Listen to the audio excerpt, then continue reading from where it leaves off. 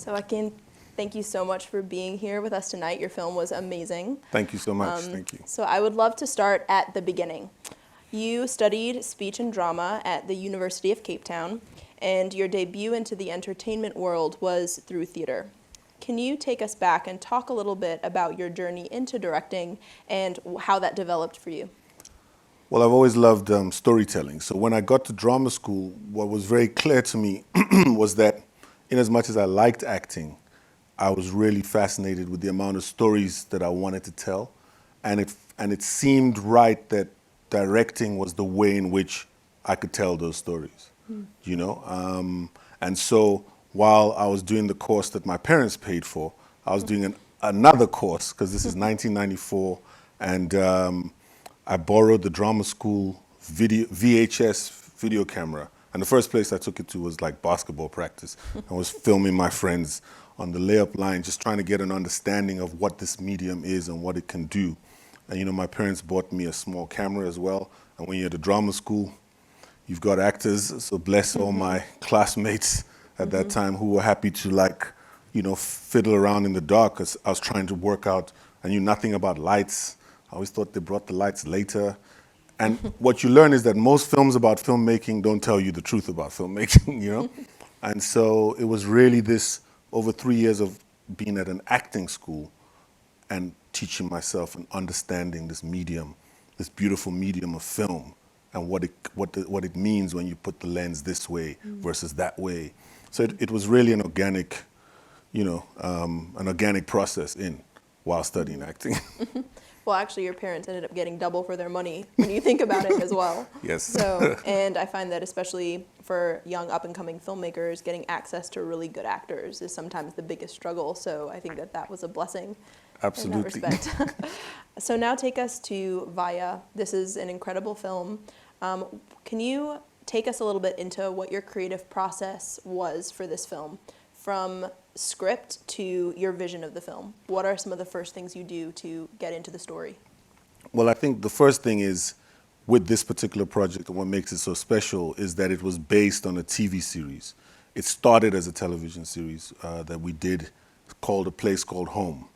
And that was about people who lived in the cracks of society in Johannesburg, and it was about people from the street.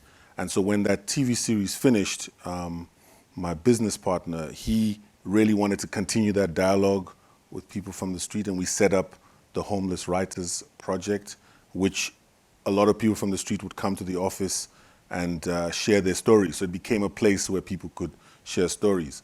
So I say all that to say that from the very beginning of it, I had an idea of what the film was going to be.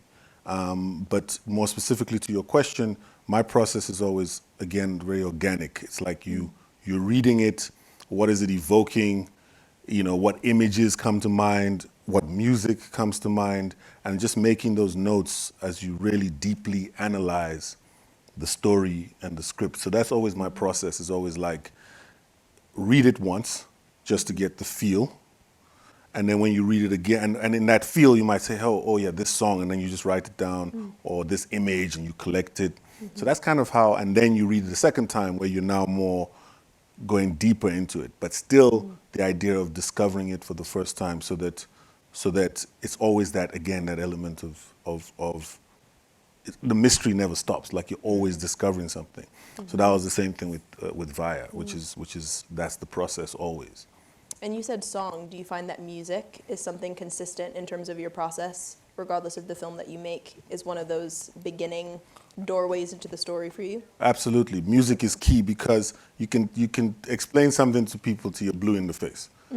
Play the song, they know exactly what you're talking about. And I think that that's also what I love about film, is that it's the ability, as you know, it has everything, right? It has all the poetry, and so music is a way in which, just on a deeper level, you can really feel. So normally if I'm reading something and the song comes, you go, yeah, you know, like, yeah, let me put this song in. Whether we get the song or we don't get the song, you always have a reference to how it made you feel. And so that's really important. So that's always my process. It's like, let me read the story. And I think a full understanding that it is a story. So how are we going to tell the story? So I try not to come to a story with preconceived ideas, you know? Like open vessel. so that you're not like, oh, that shot that I didn't use in that thing, I'm now going to try and impose it on this story. So story is really my way in. And when you say it's an open vessel, that's a very interesting term because so much of directing is often introduced as control. And I think a lot of directors, myself included, fight against control. And at the end of the day, it is about weaving a story and getting the audience to understand something very specific. But control too early can sometimes squelch ideas. So you usually it sounds like you open yourself up to the story and find ways to, in some ways, let go and discover, as you said, before fine-tuning and you are making those adjustments. Yeah, exactly. Wow. You're right. Because I feel like, I always say this on set, the story is going to tell you how it wants to be told. So because we don't know, we've got to open ourselves to the story. So what are you telling me?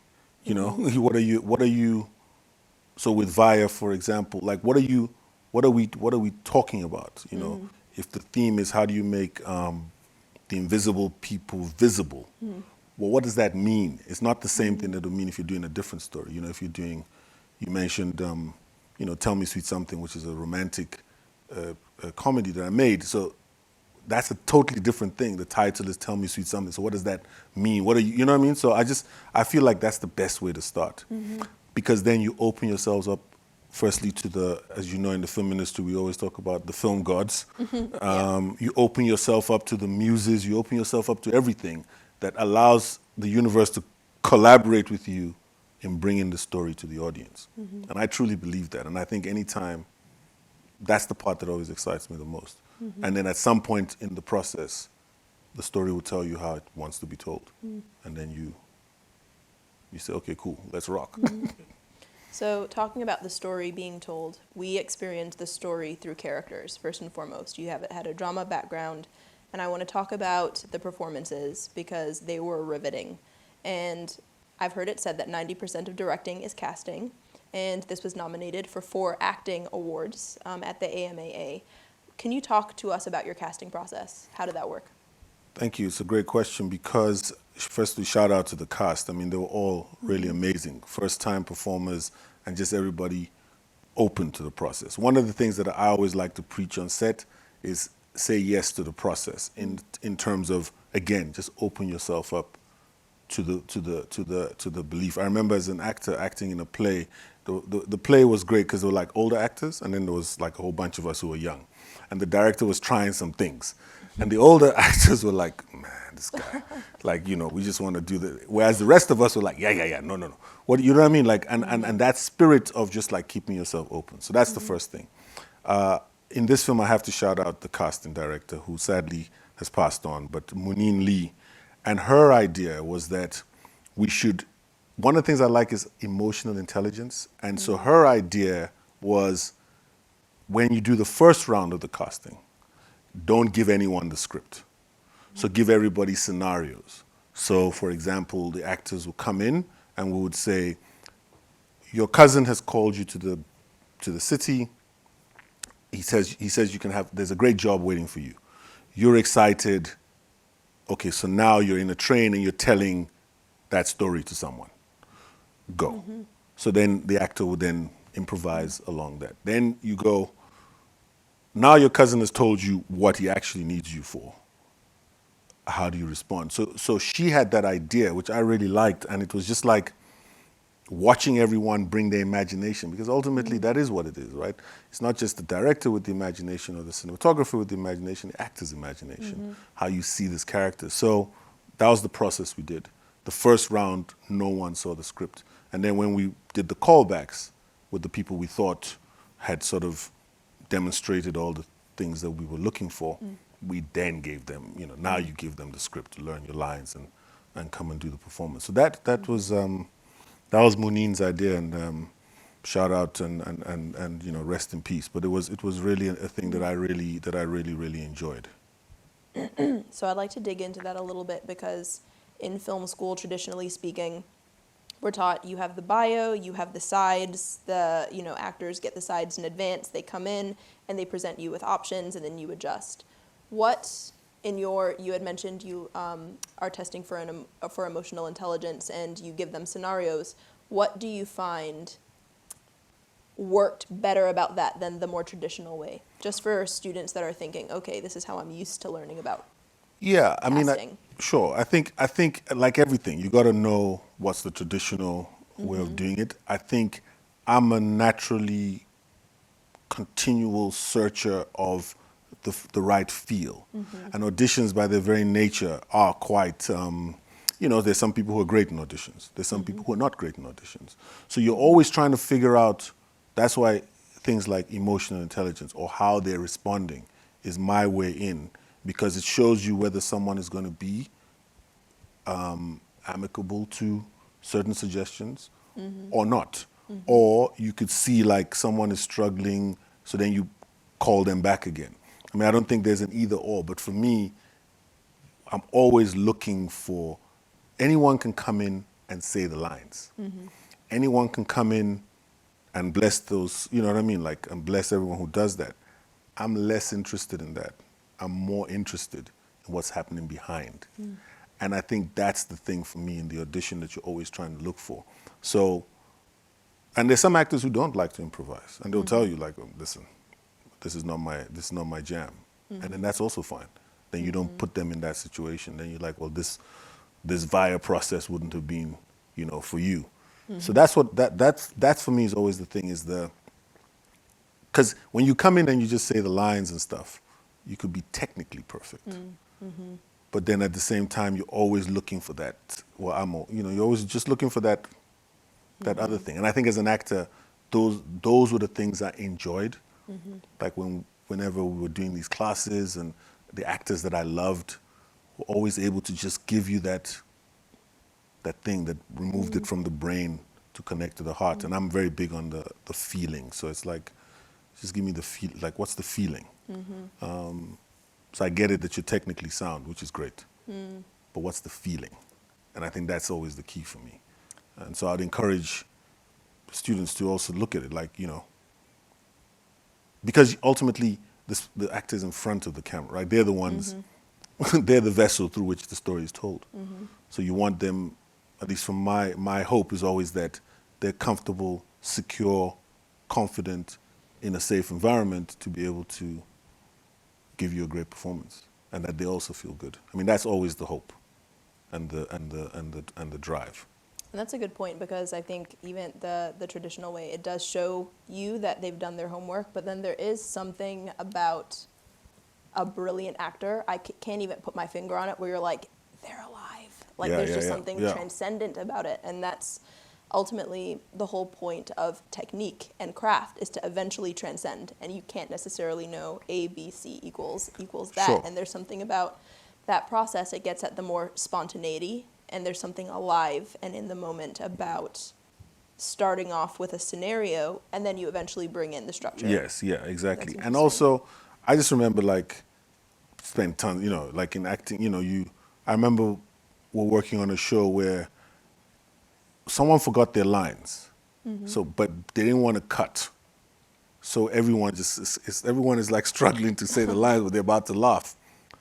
And I remember the director coming down saying, and we'd been shooting for weeks, and he said, that moment there was the realest moment and I agree with him. And this is not about like mistakes. It's just like what he was saying is like, in that moment, you were all vulnerable.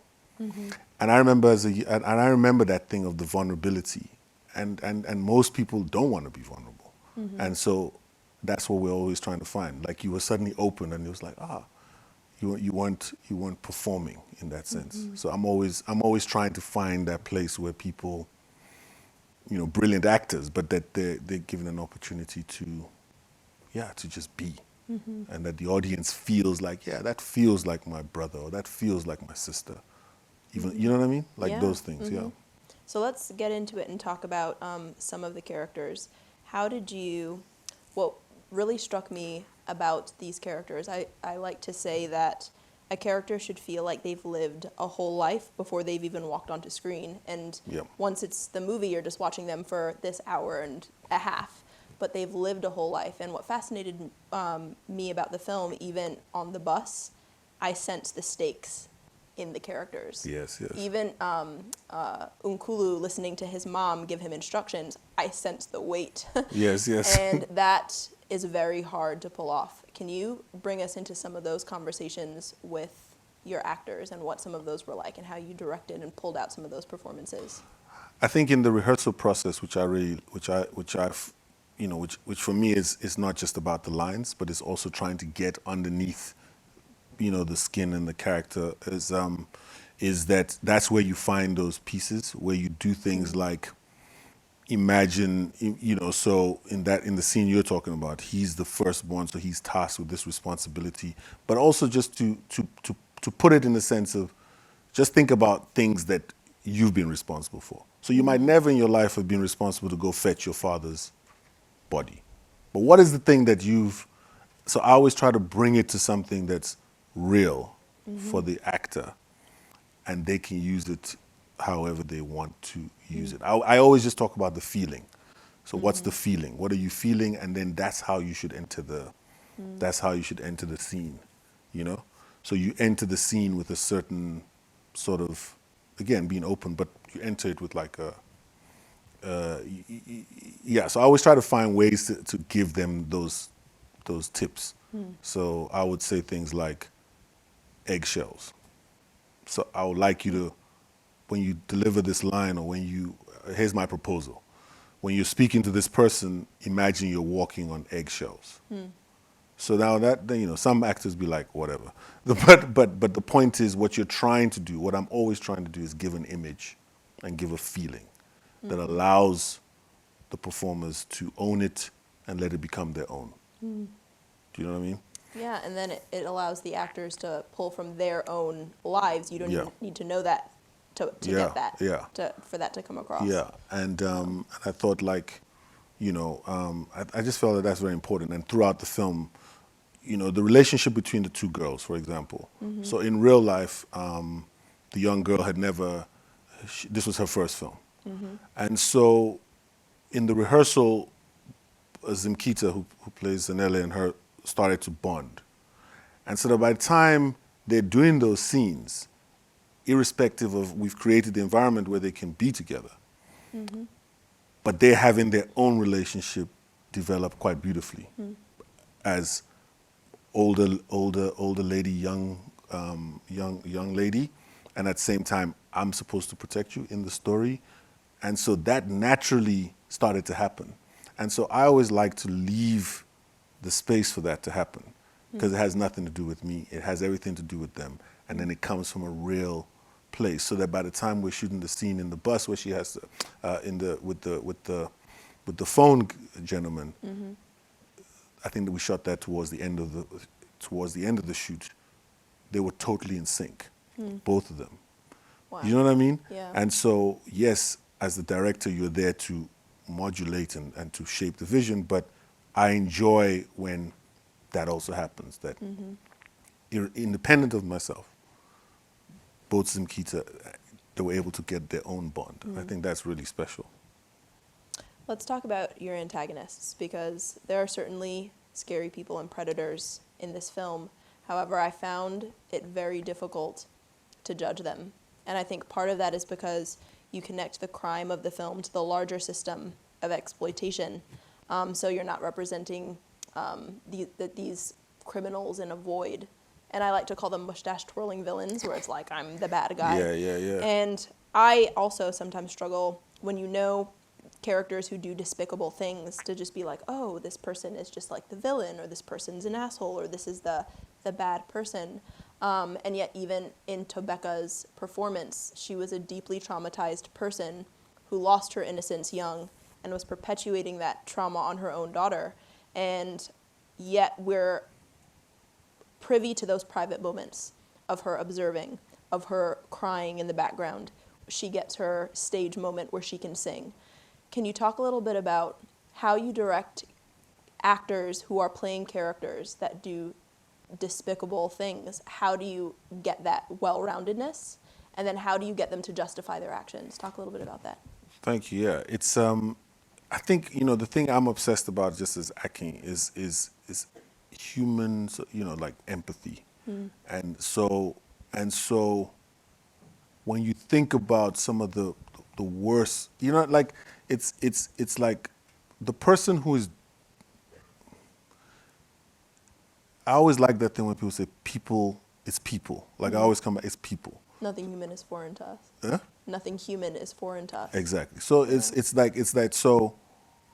What does that experience mean? And then so for you, and also as a director, as you say, the twirling mustache or whatever the thing, you want to be able to present people hopefully with the complexity, but you also want to have a point of view on what you're saying. But at the same time, as you know, life, like it's complex. So for me, I enjoy those characters because my first instinct is always to go, you have to play against type. I think too many times we play type because everybody goes, well, the audience, So I'm always going, well, if it's this, well, what's the total opposite of that?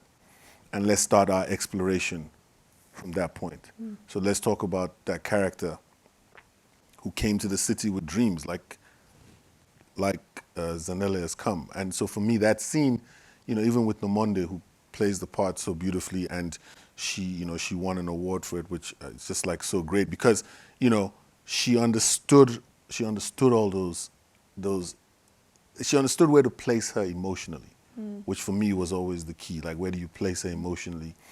And then even how we shot it, when she sings the song, to frame it in a way that within her bar, within all this stuff, she's a star in that moment. And all the people are looking at her like they've never seen her like that. And we gave her her moment.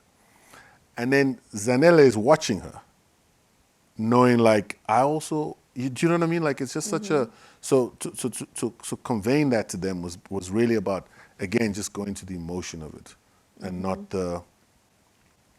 so much the pain, but through the seeing those private moments of her crying. It's like a peek into the private, you know what I mean? Like it's how you show empathy and it's how you show vulnerability. That at the end of the day, they're all vulnerable. And then the idea is like, hopefully you can overcome that. But I'm big on vulnerability, and you know what I mean? Like I just go, what's the total opposite of that? And let's start our exploration from there. So a big part of vulnerability is in the shots, the visual language. I'd like to talk now about your collaboration with Cabello Tate, your cinematographer. This was the first time you worked with him, and it was amazing because Johannesburg was a character in the film. So you got these sweeping wide shots, but you also got those very intimate moments, those moments of indecision, moral dilemmas, showing the thoughts of these characters before, as they were conflicted, before they made these sometimes desperate decisions. It just very gave the film, you were able to see the maze of Johannesburg, and I felt very much like these were desperate people that were in a rat race, but at the same time, it was so intimate at the same time. Can you talk a little bit about how you discovered that with your DP and what that collaboration was like? Yeah, no, thank you. Yeah, Cabello is amazing. And he and I worked, always had, again, it starts from the ideas. Like, so I like this idea of you're telling a story about people who are coming into the city from a cockroach level. They're coming in at the bottom of society. So in having that idea, we were like, okay, well, we could place the camera. The camera should reflect that, you know what I mean? So we can have the camera flat on the ground for some of those shots to represent that idea of these guys are looking up. So what are they looking up at? Well, if you had these shots of Johannesburg, you would have this maze and you'd have this idea of all these different stories, but we're picking this story. And then the idea of going in and out of stories. And I think at that time, how do you use aerial shots not just as establishing shots, but shots that aid the story? So Cabello and I were really obsessed with that.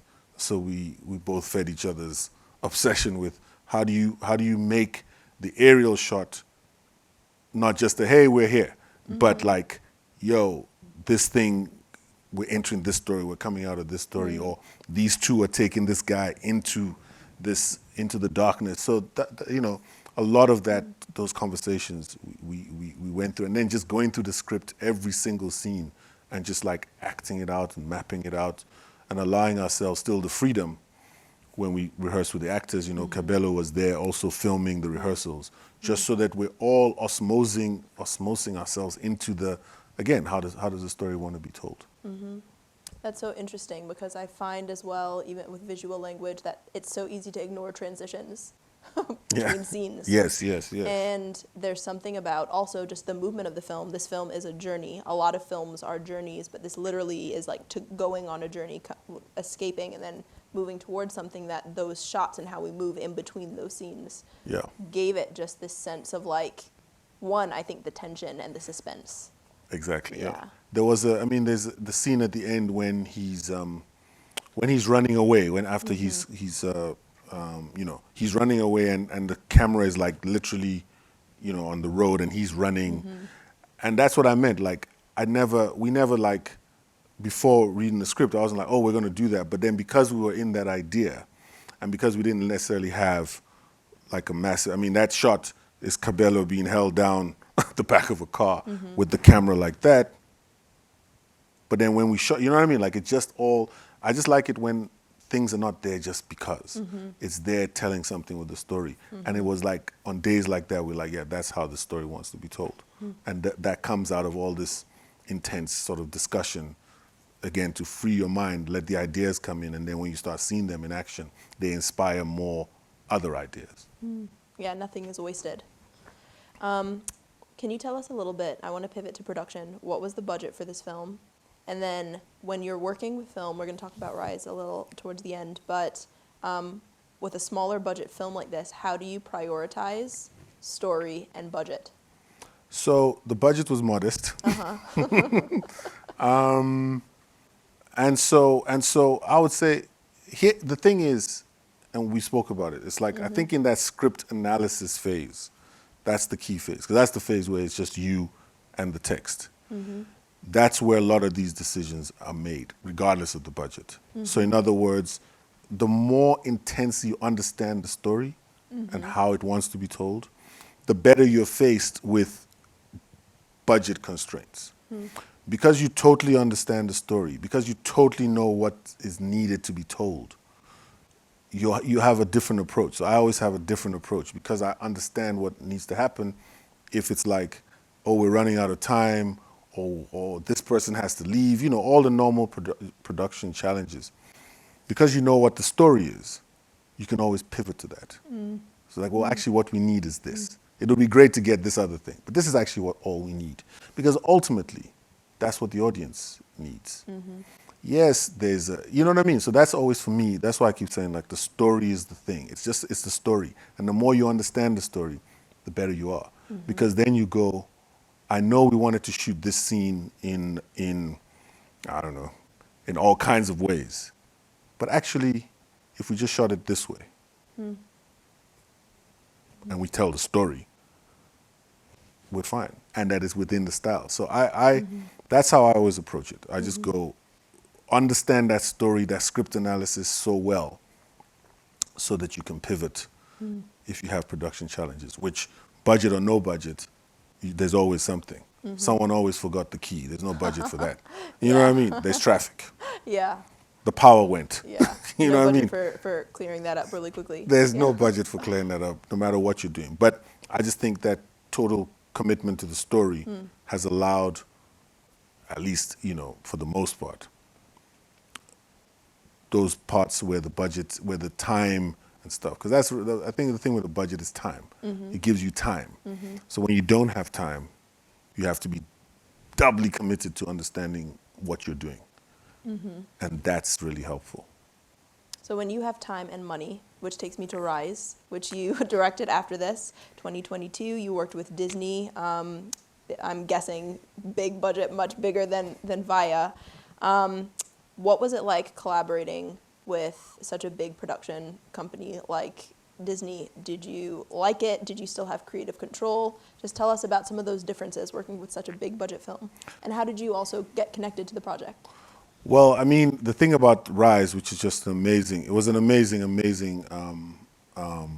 experience. And also, showing Vaya tonight, like without Vaya, I wouldn't have got that film because that's the film the executives, they watched Vaya and that was the film that they, you know what I mean? Like that's the film that got me in the room. But prior to that, I'm a big basketball fan and I'm a big fan of the NBA and I'm a big fan of African players in the NBA. And so very early on, anytime there was an African player, like if you look at the draft, you'd always know who's from the continent. So then I would always be obsessed with their stories.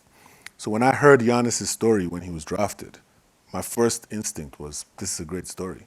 And that if I ever made a basketball movie, it would be this gentleman's story I would love to tell. So because thought his that? story, I just thought that, yeah. Wow. Because like I'm saying, it's the story. So his story is just amazing. And for me, his story was not just, it was like my story. It was like, I could see everything in that story. And so fast forward to, funny enough, in 2019, I spent some time in Chicago and then flew back to Los Angeles. And Giannis is on the cover of Sports Illustrated magazine. So I buy it. And inside it says, Disney is making a movie of his life. So I say to my agent, whatever you do, you have to get me in that room. Wow. So I can tell them how I would make the story if they gave me the opportunity to tell the story. So you know what I mean? So it took a year and they watched, so it took a year, then my agent said, okay, they've watched Vaya and they love Vaya, so they're ready to meet you. So when I walked into that meeting, I had nothing to lose. I spoke from the heart on how I would tell the story. I spoke about the music I would use. I spoke about so many things. And each week, it was funny because each week they kept calling me back and my friends were like, they're still talking to you? I was like, hey man, I'm still, and so it took 7 weeks. And the night that Giannis won his second MVP was the night I got the job. The stars aligned. We finished shooting on the Monday. The Bucks won the championship on the Tuesday. And the night before the premiere, Giannis signed my magazine, which I'd kept all these years. Wow. That is incredible. So that's how it happened. That is incredible. That's called movie magic right there. Hey, man. I just love the story, And so that made the experience great. And we're also in the middle of a pandemic. And I think that, like, we just all, in those 6 months of working together in Greece, it's just like we've all lost people, right, in this time. Or if you haven't, I know I've lost a few people because of the pandemic. And it was like we get an opportunity to tell stories. And we get an opportunity, especially in the case of Rise, or even in the case of Vaya, which is also based on people's lives. You just get an opportunity to tell a story. And so every day in Greece, I always encourage the crew to remember that and to remember that we were alive and breathing. And I think that was the spirit, and that if you know anything about the Adetokunbo family, that's their spirit. And so for me, it was an honor to tell that story, and one that I'd always wanted to tell. So, yeah. What was it like working with Disney? It was great.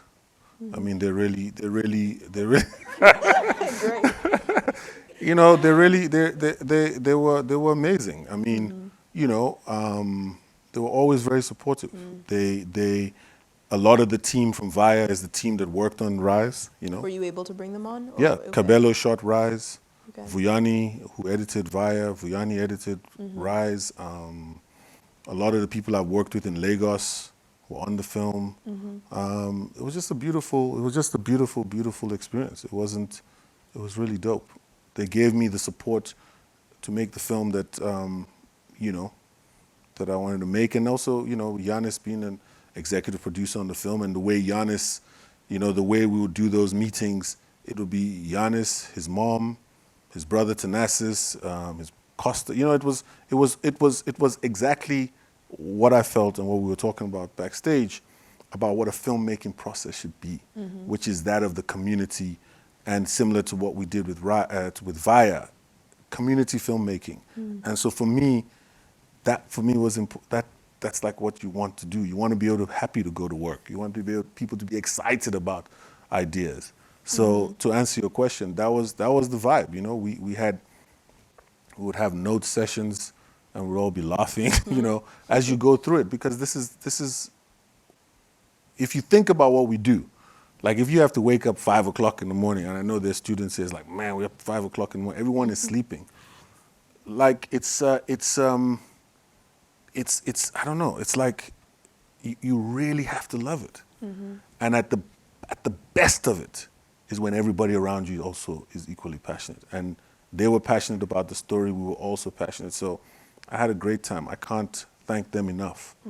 Also for them taking the opportunity, because you have to remember, if you talk about the business, up until that point, every studio who had watched Vaya, it was always like this. It would always go like this. We love Vaya. And then when the question came to, making a bigger budget thing, a lot of those studios were like, well, you've never made a movie at X amount, or you've never made, and our industry is very good at creating barriers of entry. And bless them, bless Disney, that they didn't let that be a thing. How would you respond to that? In when you're in the room and they say you don't have this budget experience? I tell them the same thing I always tell everyone. It's a team. Everyone behaves like, they behave like it's some kind of mystical gift what we do. Yes, there's a skill. Obviously, you have to practice. But if you're going to do a particular story needs X things. If you're going to bring a team on, you're going to support them. So maybe a couple of people haven't handled the transition from a smaller budget to a bigger budget well. That doesn't mean you paint everyone with the same brush. And at the same time, for myself, I never behaved as if I had a small budget. I always behaved as if I had the money that I needed to make the films. So subconsciously, I trained myself in that sense. So when people say those things, well, one, they've kind of made up their mind about it, but I always say the same thing I always say. It's like, well, you're either going to support what we're doing, or you're not. If I say to you, if I say to a young filmmaker, I'm going to help you, and then you don't help them, you know what I mean? Like you create your own, people create their own barriers. I just don't have that barrier. You know what I mean? So what I'm saying about, when you ask about Disney, what I say is bless them. Because maybe someone else might have gone, oh, his pitch was great, everything is great, but you know what? He's never made. And they didn't do that.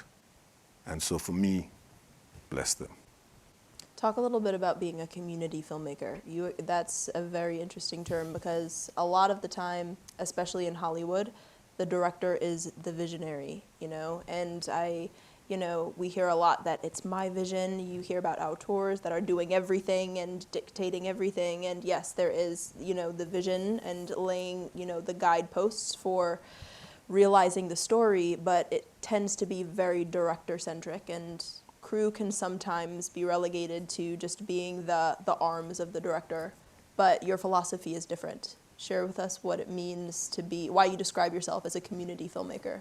Well, I think it comes from two things. One is the theatrical background of just working in the theater space, and then also basketball. I just love that game, and I love the idea of the game and what it does. It's like you have all these people with these different skills, and you bring them together to win the game, and in our case, it's to make the film. And so you're always building a team. And so I became really obsessed with that idea of trying to build a team within all these, within all these ideas of the film industry. And so that was always my thing. And I just liked the idea of like everybody feeling they can contribute. Yes, you have a paycheck that says you have to do this and do that. But if it's just about that, then, I don't, you know what I mean? Like for me, that's not the most interesting thing. So always trying to find people who are creative, always trying to find people who have ideas, because it is, again, ideas. It's an ideas, for me, it's an ideas medium. So you want everyone to feel comfortable to contribute and bring their idea. You're at the best of what you do. So you're the best of what you do, you're the best of what you do. How do we mold together and bring these ideas, and you build a team from day one to the end of it. So I'm always obsessed about building the team. And then you know the team is working when people who traditionally, I suppose, will not be given the space to have an idea, feel comfortable that they can suggest something because they feel safe that you're going to listen to that idea. Whether you take the idea or not is really not the issue, but that you feel comfortable to share the idea and to share the space. I mean, it's a collaborative medium. So that's my approach, and that's what I like about it. For me, that's the best. Like I said, talking about, even making Vaya, when, it's based on the lives of these four men. Before we made the film, they took me to all the places, like when they came to Joburg, where they went. When this happened, this is where we were.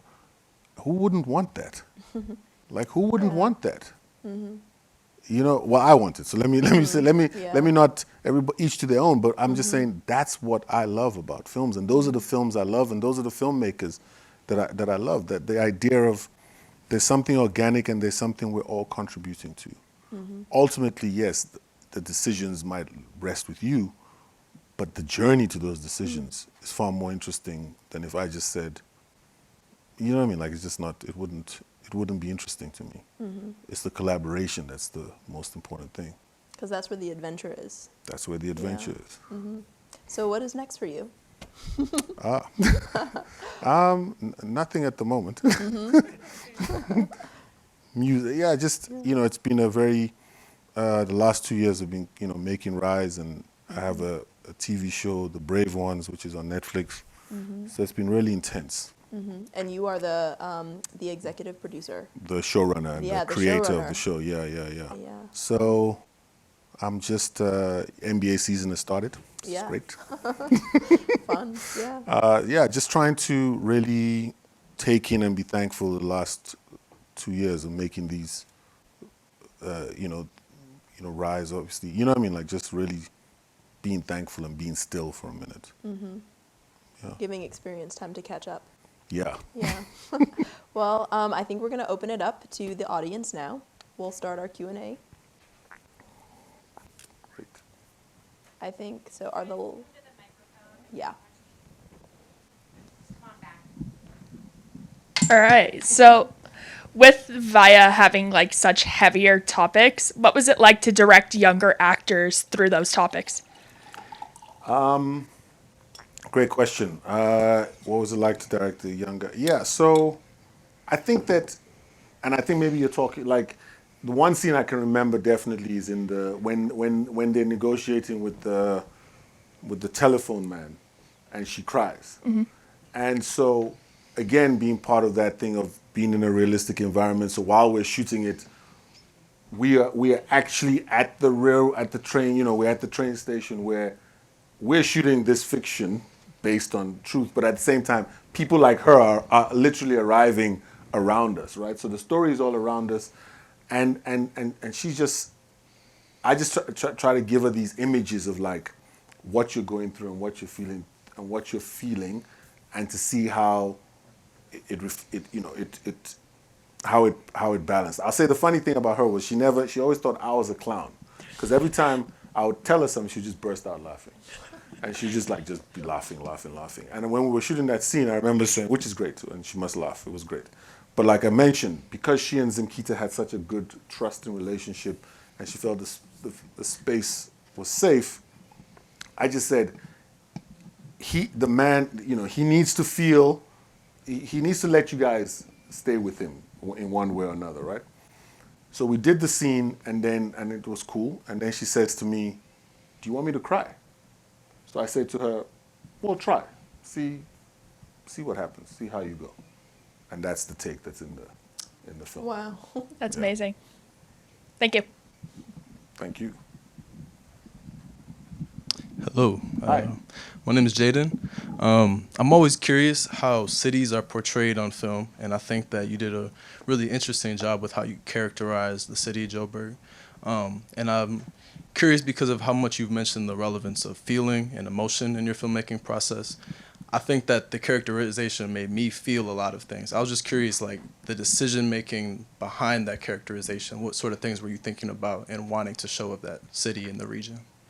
Thank you. Yeah, my sister is a writer as well as an architect, and I think my late mom, rest her soul, was also an architect. So my sister just put me on to. I suddenly became really obsessed with like buildings and what architecture meant, and spatial relationships, and then with film. So then everywhere I went in Joburg, if I drove at night, I'd be like, man, this would be great with this and with that. You know, just thinking about the city. And like I said, as the story was telling itself, it felt right to be able to use those textures, right, of the city, those places, and so on. So place becomes really important to me. Like I always say, like you might never have been to Chicago in your life, or you've never been to New York in your life, but filmmakers have portrayed all these places so iconically that you feel like you've been there, right? Like so that's always been interesting to me. So this is an aspect of Joburg. Joburg has many faces, but in this face of Joburg, what does that city look like? So what does the city look like to these guys coming in, like I say, at that cockroach level? How would these buildings be, and how do you take people in and out of stories? So that, I love cities a lot. Even today, walking around, was taking pictures of the you know what I mean? It's like, ah, yes, this.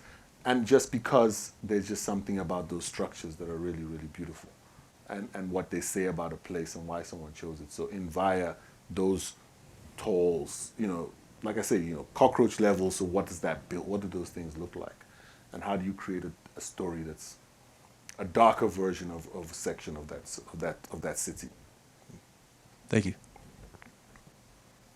Thank you.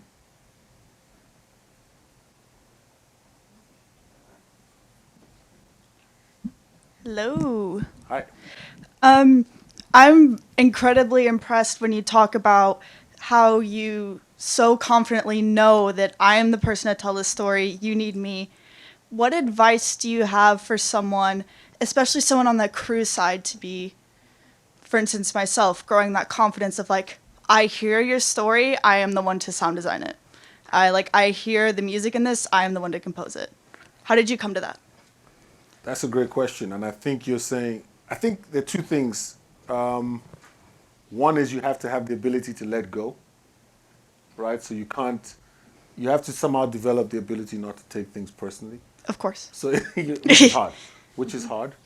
But I think if you go, to your point, if you really feel something, you firstly, everyone can see that you mean it, but you also have to know, like, they might not see it the same way you do, and then you have to let go. But understanding that whether you give me the job, you don't give me the job, I'm the person for the job because I feel it.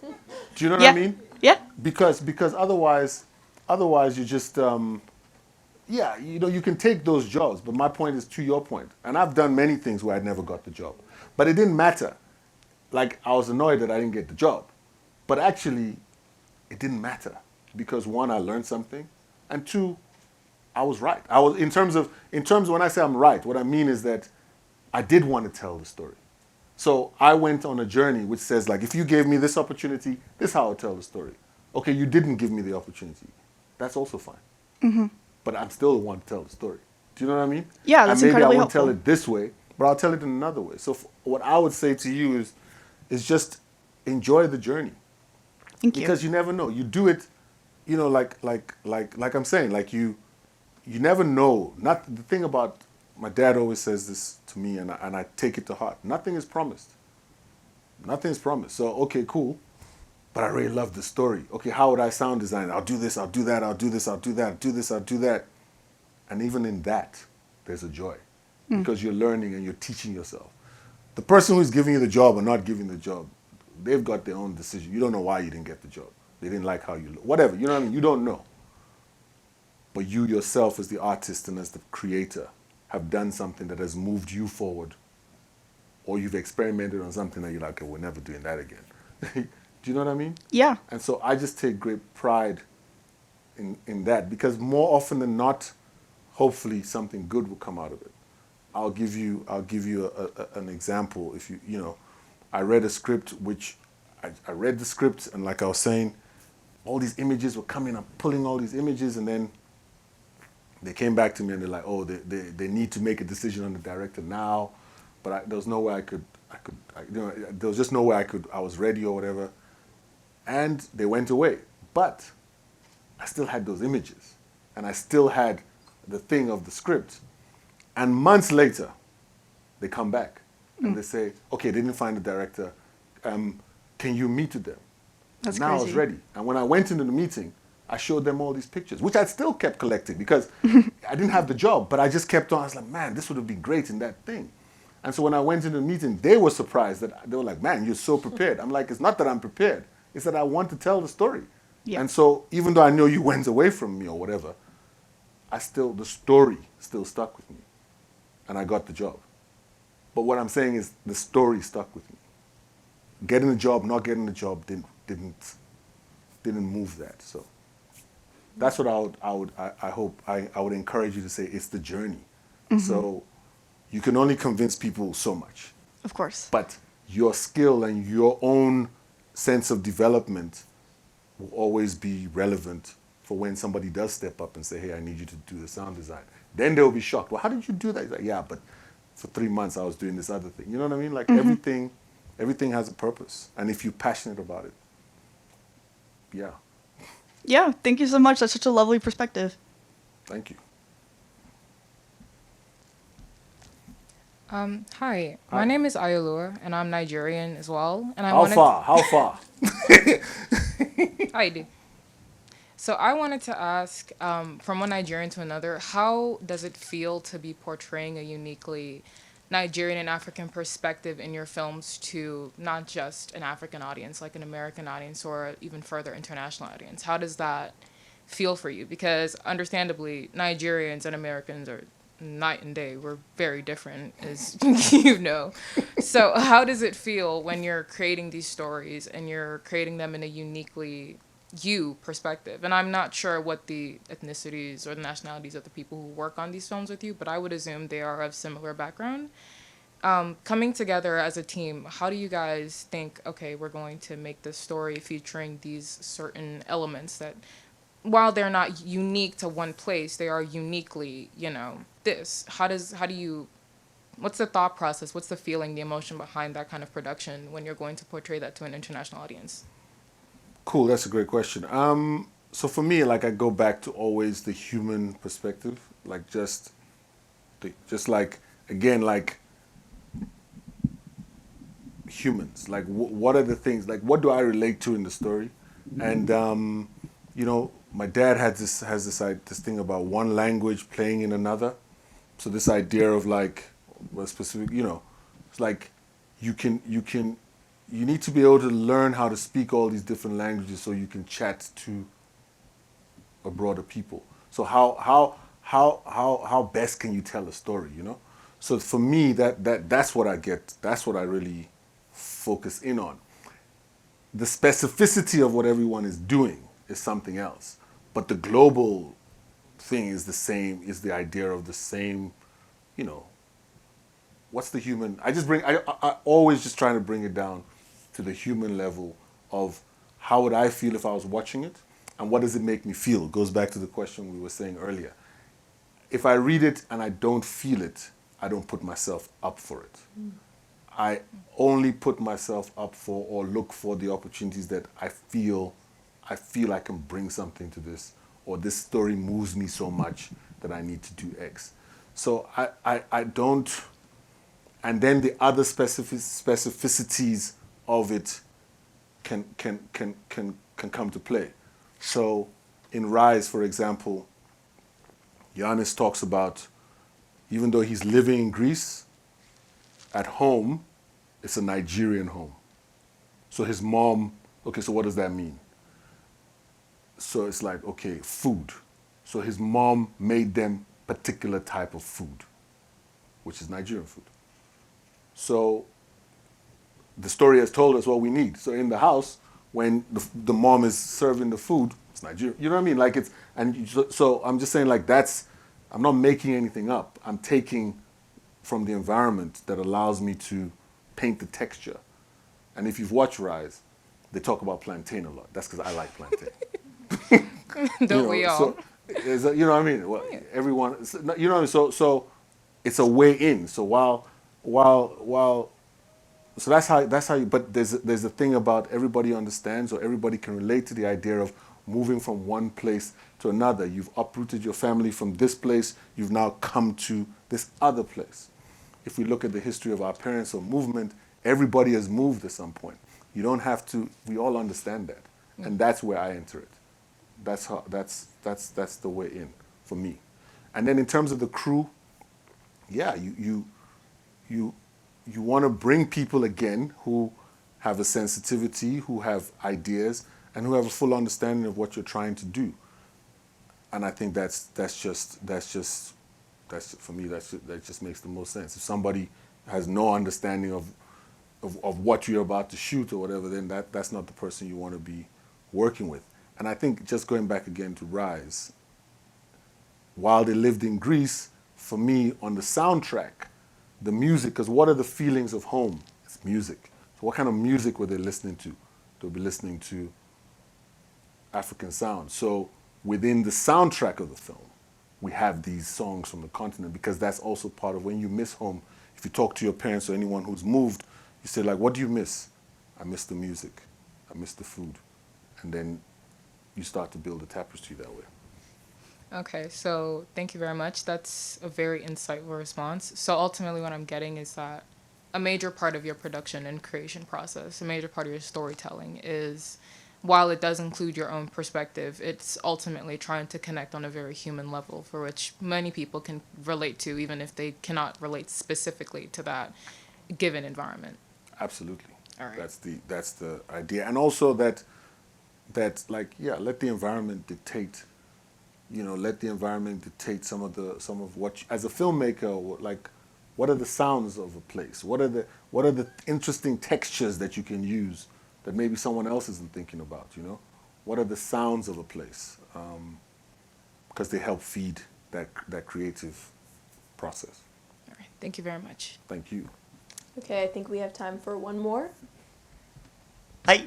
Hi. You mentioned earlier about filming the bus scenes on location. I was wondering if you could give some insight on like what was shot on location versus set, and then some of like the problems that come with on location shooting.